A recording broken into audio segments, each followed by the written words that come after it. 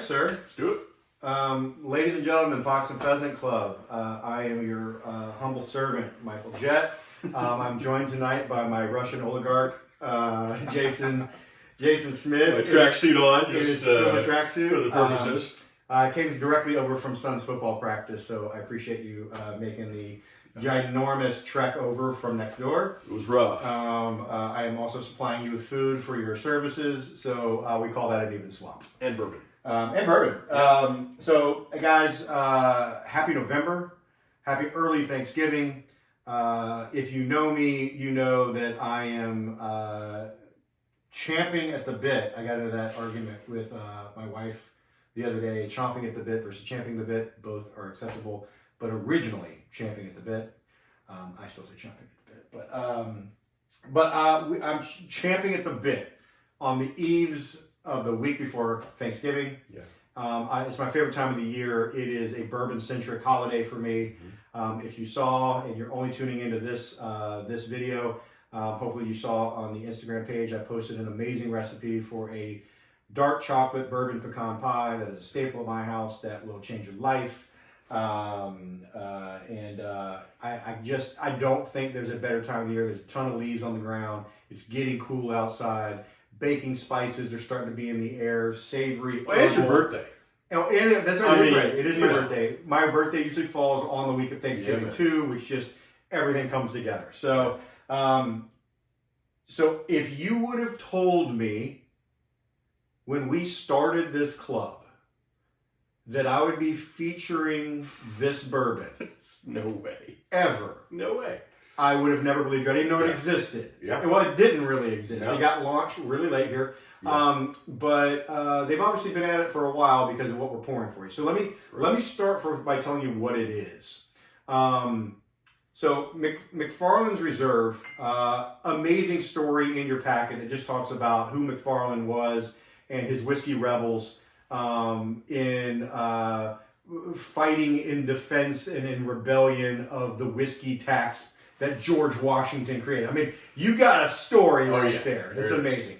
But here's what's nuts about this guy, is this is a Kentucky bourbon that is a wheated bourbon that seemingly kind of came from nowhere. There's not a lot of material on it. For $18 to $19 at your Total Wine. I don't know at this point, like I'm not sure like who's behind it yet, right? Like it's not really out there. There's somebody else behind it. But look, wheated bourbons have become, you know, some of the most sought after bourbons, especially out of Kentucky. A high wheat bourbon rounds it out, softness, man, some different layers and flavors come through. Look, this guy's young. You can taste its youth. For sure. But for $18, it's not bad. And it's got that wheated softness and roundness that makes it just very drinkable. So we first got it, and I'm like, hey man, I just got to try it. Because I read about this, I found it at the store, we're going to try it. And we tasted it both, and the first one was just kind of like, all right, man, that is pretty damn good. It was like, wait, how much do you pay for that? Yeah. And not only that, they sell about 175s for $25. Yeah. You know what I mean? Like, so look, this is a juice you can go get.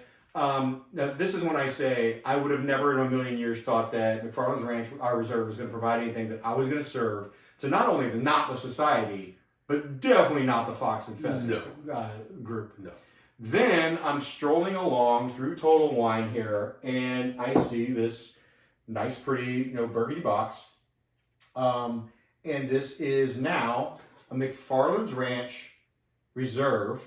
That is a 12-year-old reserve, so a 12-year-old wheated bourbon that's then turned around for another 8 to 9 months and finished in Central Coast Cabernet casks.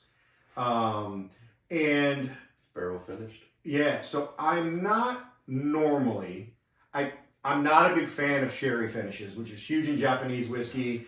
Some of the ones that are finished in sherry that I have are not my favorites. They offer a unique profile, but it's not my profile, like that I like, or that I drink a lot of.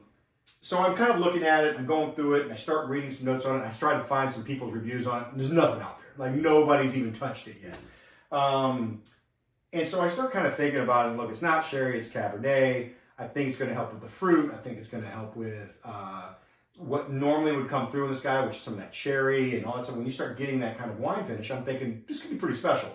And listen, I am really impressed by the mouthfeel, the finish. I really like it as it sits, like what just happens in the glass. I think you get a lot. I mean, it's fruit forward. You get the fruit, you get the cherry. There is some kind of like a pie crust thing that kind of finishes on the end. I sometimes call that like an almond or something, but it's more like a savory butteriness, but I think that's the wheat. But I can't get out of my head as I'm finishing over and over again, really savory cherry pie. Yeah. Like instead of cherry cola or cherry candy or whatever, it's more like a cherry pie. Well, the color is... Yeah, it gets some unique color. It's got some unique color to it. And it's hard to tell in this amazingly lit, almost black room. But it does seem to have a bit more... look, it's 12 years in a barrel, so it's got some good color. But it looks like it's got a little bit of a ruby edge to it. It does. Especially as the light hits the edges of it. So... that's why I wore this tracksuit tonight. So in case you spill. Match up. Or in case you spill. Yeah, in case I spill. Now, I also had to add, I poured these and tasted these. Have you tasted this? I have. Did we pour a small pour? We did a small pour playing darts a couple weeks ago. Okay, when I first brought it back. You first brought it back, which is why I think that's why there's only that much left in it. Well, no, because it's in there. It's in the bottle. Oh, that's right. Yeah, we bottled some. That's right. This is in the bottle. This is ready to go in a box, and I'm going to ship this out as soon as we wrap. For some reason, I thought that we had 2 bottles. We did not do that. No, okay. No. So this again, you start talking about an out of nowhere, 3-digit bottle. I don't take that lightly. I mean, I think about what I can get for $100, and I don't usually go like, "What's this?" Yeah. I usually do my homework, but there's no homework to be done. There's nothing you can really read. Well, it's a unique bottle all around. Yeah. I mean, it's a unique brand. It was a unique bottle. Oh yeah. So the actual profile of their young MacFarlane's Reserve, just wheated bourbon, made me really wonder what the age and the barrel finish would do to it, because it's mild enough with structure to where I think it can really add a lot of weight to it. So I again just instantly get the pie crust as I kind of smell on it. So it's I think it's a really neat for Thanksgiving. You're sitting around with your turkey and dressing and cranberry sauce. This would be flippin' amazing. And then you turn around and you get this with some type of pie. I don't know what you guys make, but the bourbon profile would still be enough to be really awesome with the bourbon pie that I put in the Instagram page. Yeah. So this is something that I hope to follow up on one day, because I think what you're going to start to see is I think MacFarlane's Reserve is going to become. This is going to be something that you should just grab and have whenever you just want to pour something and you don't want to worry about how much you had. Yeah. What are you wasting? What are you... Or mix it with whatever. I mean, mix it with whatever. It's a mixable bourbon that you could put anything with it and not care. I feel like you could just chug it. I feel like you could just go for it.